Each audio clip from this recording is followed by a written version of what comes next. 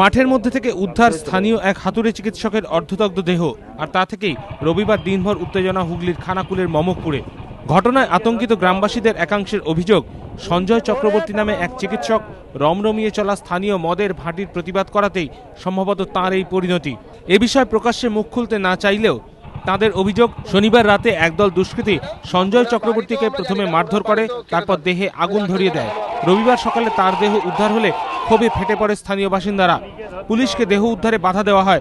চিকিৎসকের মৃত্যুর যথাযথ তদন্ত দাবি করেন তাঁরা। একটি মদের ভাটিতে আগুন ধরিয়ে দেওয়া হয়, একটি ভাঙচুর করা হয়।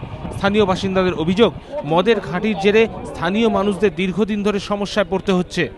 ডাক্তারবাবুকে মেরে ফেলে দিয়ে গেছে। এই বাংলা ছাড়া বেআইনি দেশি বিদেশি সব রকমের মদ বিক্রি হয় এখানে, সব জানে। আজকে চায়ের দোকানে মদ পাবেন, মানে জল পাবেন না, কিন্তু মদের বোতল পেয়ে যাবেন। এই রাস্তায় মাতালদের বেশি ভিড় চলে।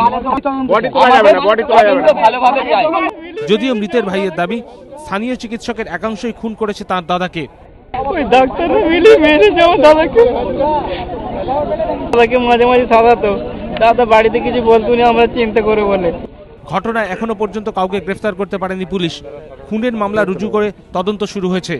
মোহন দাস, এবিপি আনন্দ, হুগলি।